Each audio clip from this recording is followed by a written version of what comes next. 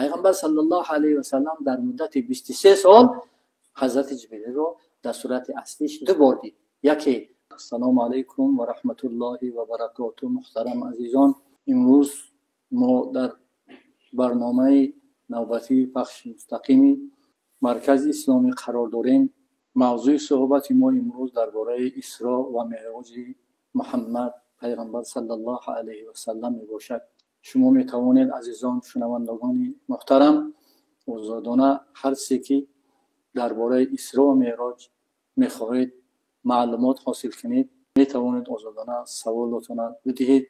من به قدر وسع طاقتی که دارم، به قدر دانش ناکفایه‌ای که دارم با شما آماده هستم سوالهای شما را پاسخ بگویم. پیش از شروع کردن در این موضوع میخواهم کوتاهک معلومات بدهم درباره که امروز ما محتوای صحبت ما درباره اسراء و معراج پیغمبر است. معراج چی معنا داره، اسراء چی معنا داره و حکمت اینها از چه عبارت، کی به وقوع پیوست، میخواهم کوتاهک معلومات دهم. سال دهم رسالت بعثت پیغمبر صلی الله علیه و سلم که سال عام الحزن پیغمبر صلی الله علیه و سلم یعنی سال غمگینی حساب کردن، زیرا در اون سال دهم بعثت پیغمبر صلی الله علیه و سلم امکیش ابو طالب که پیغمبر صلی الله علیه و سلم 30 سال با دوستای پیغمبر خدید دوستی میکرد، دشمنای پیغمبر خدید دشمنی میکرد، دفاع میکرد. او کس ای عالم گذشت و بعد او حضرت خدیجه مادرمان جفت مبارک پیغمبر صلی الله علیه و سلم از عالم گذشت. برای همون پیغمبر صلی الله علیه و سلم سال غمگینی اعلان نموده بود. بعدی که از این دو پایه اصلی که برای حضرت پیغمبر صلی الله علیه و سلم دفاع میکردن، وقتی که از اینا جدا شد، پیغمبر صلی الله علیه و سلم با امیدی که شاید یاردم از دیگر قبیل ها شود گفته به طرف طائف سفر کردند. در اونجا با امیدی که شاید اینها پیغمبر صلی الله علیه و سلم دعوتش قبول کنند تا اینکه به سبب اونها در اسلام قوت شود گفته، با امیدی همون اسلام آوردن اونها رفت کلانهاشون جمع کرد، در اونجا صحبت کردند، دعوت کردند. لکن متاسفانه اونها پیغمبر صلی الله علیه و سلم همچنانی که امکای خودشون بودند قبول نکردند، بلکه پیغمبر صلی الله علیه و سلم تحقیر کردند. کودک‌ها را بی عقل‌ها را فرمودند اینها را به سنگ بزنید. گفته پیغمبر صلی الله علیه و سلم به سنگ زدند و از اونجا بیرون کردند. خون مبارک پیغمبر صلی الله علیه و سلم در اونجا چکید. خیر خلاصه بعدی که از اونجا که آمدن، خداوند جل و علا که حبیب خود را بعد دعوت حضرت پیغمبر صلی الله علیه و سلم بعد 11-12 سال به مهمانی خودش حبیب شد، با اولا با بیت المقدس، بعد با آسمان، از آسمان دنیا تا بالا ای عرشم بالا، چندی که خداوند جل و علا خواست دوستی خود با حبیب شد برای مهمانیش بود. این مقام و منزلت خداوند جل و علا و دیگر پیغمبرانی که پیش حضرت پیغمبر صلی الله علیه و سلم بودند این مقام منزلت با دادگی نیست. اسراء اصلا معناش سیر شبانه را میگن. خداوند جل و علا خود در سوره اسراء آیه 1 میفرماید استعیذ بالله سبحان الذی اسری بعبده لیلا من المسجد الحرام الى المسجد الاقصى الذي باركنا حوله لنريه من آیاتنا انه هو السمیع البصیر. انا سوره اسراء آیه 1 ده خداوند جل و علا میفرماید که پاک است آن خدایی که بنده خود را شب از مسجد الحرام به سوی مسجد الاقصی یعنی به سوی مسجد المقدس برد تا گرداگرد او برکت نهادیم و بعضی نشانه های خود را با او نشان بدهیم. به درستی که خداوند جل و علا شنوا و بیناست گفته در قرآن خبر میدهد. حضرت امام اعظم رحمت الله علیه خبر معراج را، معراج حضرت پیغمبر را میگوید حق است، پس کسی که آن را رد کند و انکار کند مبتدی و گمراه می شود. و شبانه پیغمبر را صلی الله علیه و سلم خداوند جل و علا در بیداریش اولا به بیت المقدس، بعد از آن به آسمان ها و آنجا که خداوند جل و علا خواسته بود حضرت جبرئیل همراه خود بردند. امام طحاوی رحمت الله علیه هم نیز در کتاب متن عقیده طحاویه می‌گوید که معراج پیغمبر صلی الله علیه و سلم حق است. پیغمبر صلی الله علیه و سلم در بیداریش از مکه مکرمه به مسجد الاقصی شبانه با روح و بجسد سیر کرد و از آنجا با آسمان ها برده شد. سپس به مقام والایی که خداوند برایش خواسته بود برده شد که خداوند جل و علا خود در سوره النجم آیه 10 می‌فرماید استعیذ بالله فاوحی الی عبده ما اوحی. پس به سوی بنده خود پیغام فرستاد آنچه را که رسانیده. اسراء و نص قرآن و احادیث پیغمبر صلی الله علیه و سلم ثابت شده است. پس ایمان آوردن و بردن خداوند جل و علا پیغمبر خدا صلی الله علیه و سلم شب در بیداریش از مکه مکرمه به مسجد الاقصی واجب است. اما معراج پیغمبر صلی الله علیه و سلم در حدیث های مشهور که از حضرت امام بخاری و امام مسلم رحمت الله علیه روایت شده است اومده است. در قرآن نیست با آیات ها اشارت های آیات ها قطعی ثابت شده است که آیه 13 14 سوره و آیه 15 سوره و نجم ده خداوند جل و علا میگوید استعیذ بالله ولقد رآه نزلة اخرى عند سدرة المنتهى عندها جنة المأوى. و به تحقیق دیده بود این فرشته را یک بار دیگر نزد سدرة المنتهى، نزد آن است بهشت آرامگاه، یعنی جنت المأوى میگویند. پیغمبر خدا صلی الله علیه و سلم اولین آیات های قرآنی که نازل شد که در غار حرا از عقیده ناپاک و عقیده افلاس قوم خودش که بسیار آزرده شده بودند، دلتنگ شده بودند، بعضی وقتها چند روزه توشش گرفته در غار حرا که امروز جبل نور میگویند در عربستان سعودی در اونجا میرفت عبادت میکرد. ناگهان در 40 سالگیش پیغمبر خدا صلی الله علیه و سلم را جبرئیل امین از جانب خداوند وحی آورد که 5 آیه قرآنی در همونجا نازل شده بود که گفت استعیذ بالله اقرأ بسم ربک الذی خلق خلق الانسان من علق اقرأ وربک الاکرم الذی علم بالقلم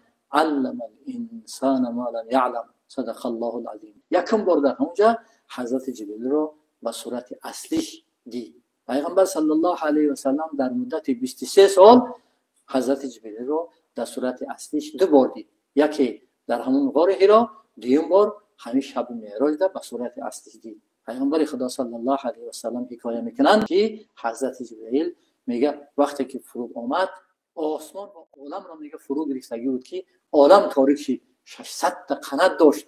وصف میکند پیغمبر خدا صلی الله علیه و سلم.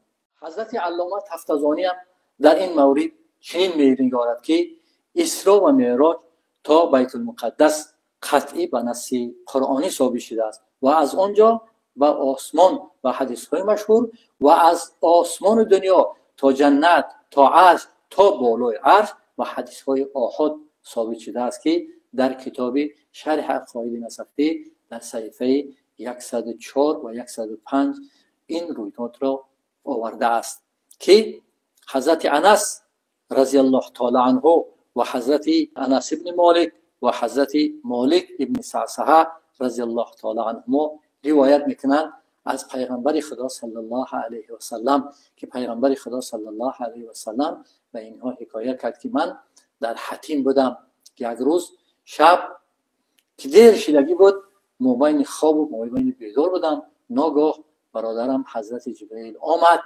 و مرا شکم و چاک کرد، از همون کنده سینه تا زیر ناف دل منو برآورد و در یک تشتی تیلاگی بود و آب زمزم شش اونجا را در اونجا محکم کرد.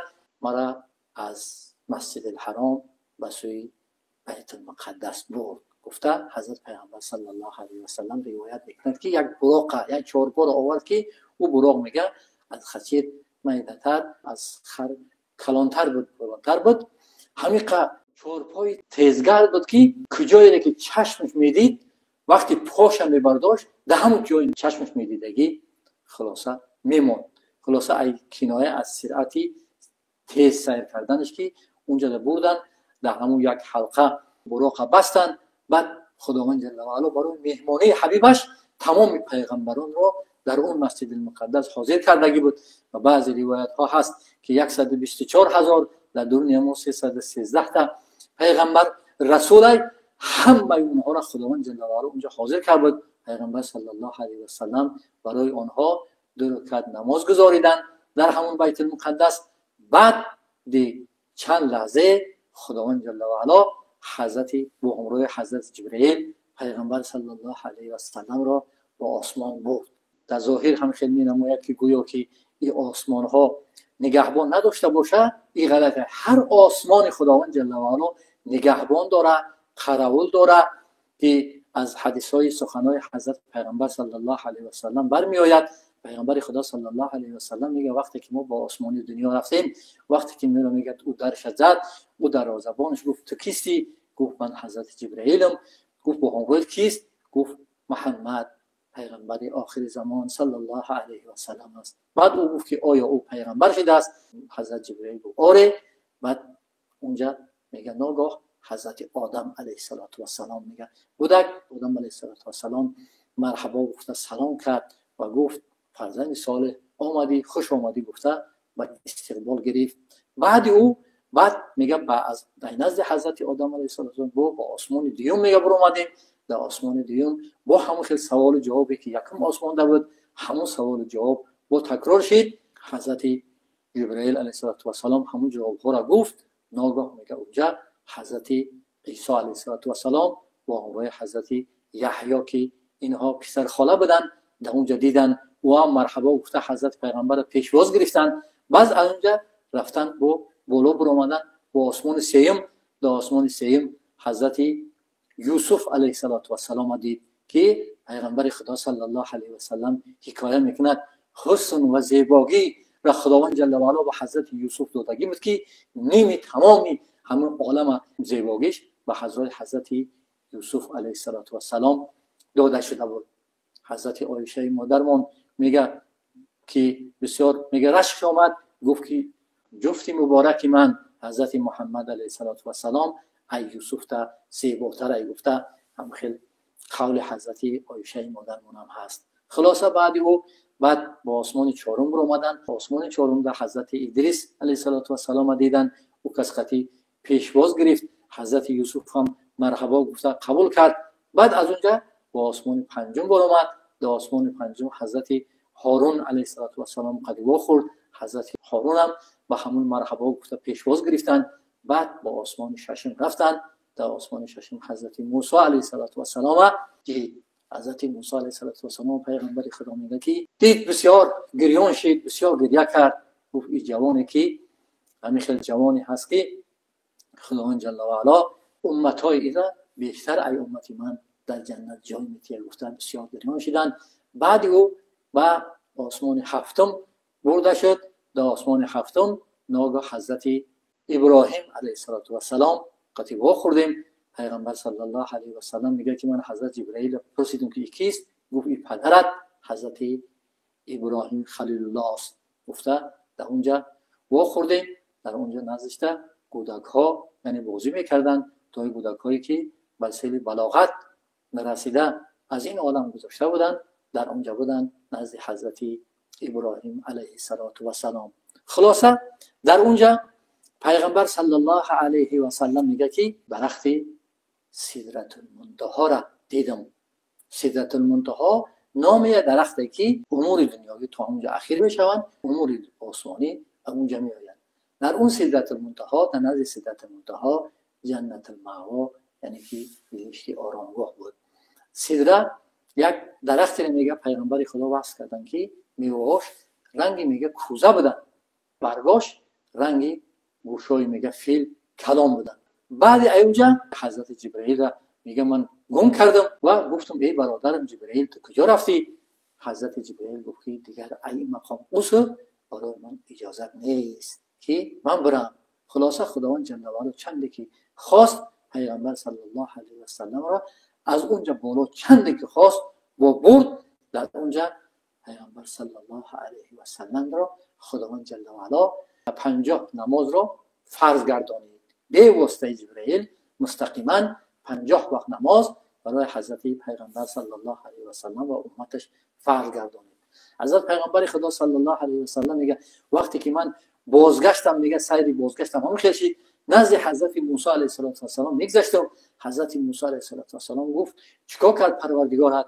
بعد من گفتم که پروردگارم به من و امتم 50 وقت نماز رو فرض گردانده است.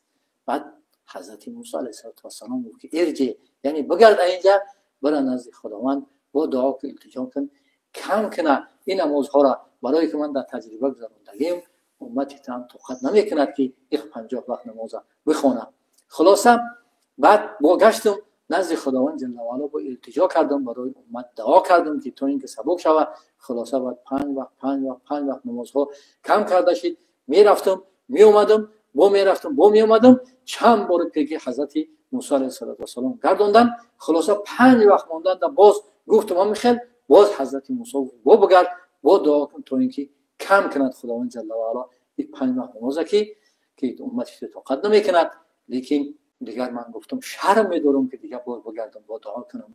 جانب خداوند جل و علا الهام شد، گفت این 5 وقت نماز برای تو و برای امت تو آینده ده، هر امتی تو که خالصا مخلصا در یک شبانه روز 5 وقت نماز ادا میکند و منزله 50 وقت نماز ادا کردگی ثواب میگیرد. گفته در همونجا میگن نماز یکم وقت در همونجا فرضی.